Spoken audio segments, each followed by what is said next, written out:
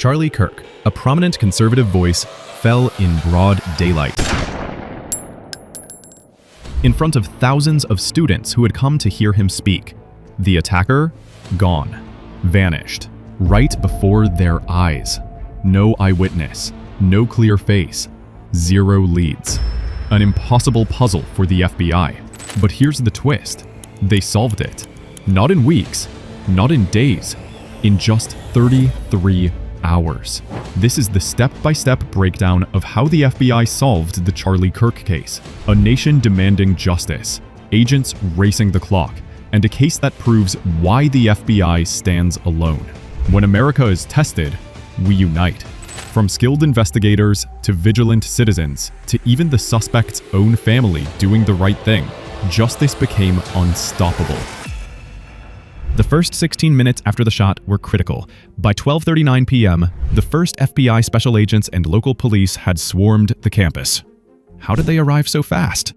Every FBI field office maintains rapid response units, ready to deploy by helicopter, jet, or motorcade.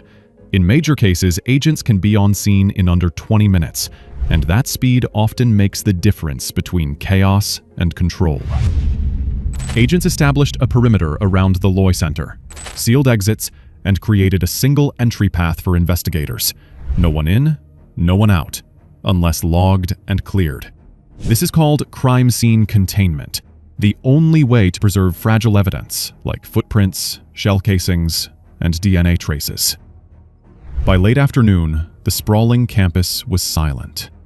Students evacuated, classrooms dark.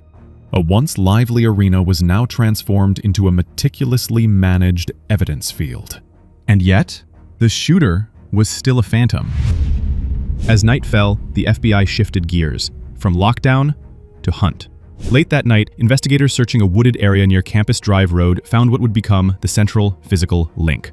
An older Mauser-type bolt-action hunting rifle, chambered in .30-06, wrapped in a dark towel, with a scope still mounted. This rifle wasn't just a tool, it was a message. Investigators also found engraved shell casings. Officials said inscriptions ranged from meme-style internet references, one reading roughly as, "Notices bulge, OWO, what's this?" to taunting phrases like, "Hey fascist, catch," and even lyrics from Bella Ciao. One casing carried a crude insult. Authorities later said the internet culture nature of these markings made motive complex to interpret. But the rifle held more than words. Forensic teams recovered footwear impressions, a palm print, and even forearm imprints left in the soil. The evidence was documented, photographed, and submitted to national forensic systems for comparison.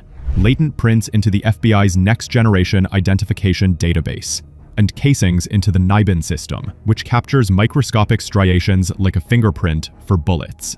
By dawn on September 11th, less than 24 hours since the Charlie Kirk shooting, investigators had their first true leads. A weapon, mysterious inscriptions, and forensic imprints that whispered of the shooter's presence. The ghost was beginning to take shape. While the rifle told one story, cameras across the city whispered another. Investigators began pulling every frame of footage they could find, from campus security cameras to neighborhood doorbell cams. Each feed was time-synced to the second, stitched together into one timeline, converting this footage into a digital map of the suspect's journey. On enhanced frames, a blurred figure appeared, young, college-aged, blending into the crowd. Cameras traced him as he scaled stairwells, crossed rooftops, fired, and then leapt down, disappearing into the neighborhood. Earlier that morning, at about 8:29 a.m. local time, another camera had already captured a gray Dodge Challenger arriving on campus. Hours later, the same car and individual reappeared, leaving the scene after the shot. Piece by piece, the FBI was rewinding his day, rebuilding his steps in reverse, until they matched the moment of the attack. But cameras can only show where. To catch a ghost, agents needed to know who. On the morning of September 11th, the FBI took the investigation to the public. At 10 a.m., they released photos of the suspect. By 10:45, they offered a $100,000 reward for information. This wasn't desperation, it was strategy. A public appeal transforms millions of eyes into detectives. Tips flood in, and everyone is checked against the timeline of the crime. By that evening, officials said they had received thousands of tips. Governor Spencer Cox later put the number at more than 7,000, all logged and triaged. And then, at 8 p.m., enhanced video of the suspect fleeing the scene was released. The who came not from forensics, but from family. After the FBI released images, a family member recognized the person of interest and told a family friend, who contacted law enforcement. Robinson's father also recognized his son in the images. At the same time, investigators spoke with Robinson's roommate, who showed them Discord messages attributed to Robinson. What did those messages say? They weren't just random chatter. They described retrieving a rifle from a drop point, wrapping it in a towel, hiding it in a bush, mounting a scope, even engraving bullets. These details mirrored the evidence already recovered: the rifle, the inscriptions, the scope. Everything aligned. With that chain lit, investigators now had both a name and the plan. That night, law enforcement tracked Robinson to a home in Washington County, roughly 250 miles from the campus. Inside, his father confronted him. At first, Robinson resisted, but negotiations began. A trusted family friend, who was both a youth pastor and a U.S. Marshals officer, stepped in. For more than an hour, he reasoned with Robinson, urging him to walk out alive. Finally, just before midnight, Robinson agreed. He opened the door. Agents moved in. No shots fired, no resistance. The ghost had been captured. But in the FBI's world, an arrest is not the end. The true closing of a case comes when science and evidence seal the story beyond doubt. With Robinson in custody, the investigation turned to confirmation.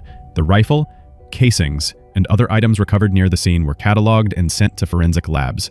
Ballistics examiners compared the weapon and the projectile. Latent prints and soil impressions were submitted for comparison. Digital traces and the Discord messages were cross-checked with the physical evidence.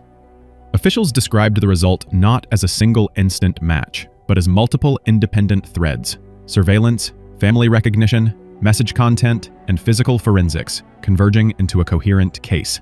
In little more than a day, what began as a riddle had become a prosecutable case, an arrest backed by layers of corroborating evidence. In just 33 hours, an invisible phantom became Tyler Robinson, a man facing aggravated murder charges, his own words and actions now testifying against him. But the case leaves us with deeper questions. Questions no lab can answer. How does a 22-year-old reach a place where online ideas spiral into dangerous actions? How many more phantoms hide in plain sight, unnoticed until it's too late? And what role should family, friends, and even strangers play when the first warning signs appear? The FBI gave us answers in 33 hours. But the questions, those remain for all of us. So tell me, if you were in the shoes of that family member, recognizing your own son in the FBI images, would you have made that call? Let's talk in the comments below. If this breakdown gave you a clearer view into how justice is built, share it with someone who needs to see the full picture. And if you want more deep dive investigations like this one, hit subscribe, turn on the bell, and be part of this community where truth is pursued without compromise. Thank you for giving your time, your focus, and your trust to this video. In a world full of noise, your attention is priceless, and I'm grateful you spent it here.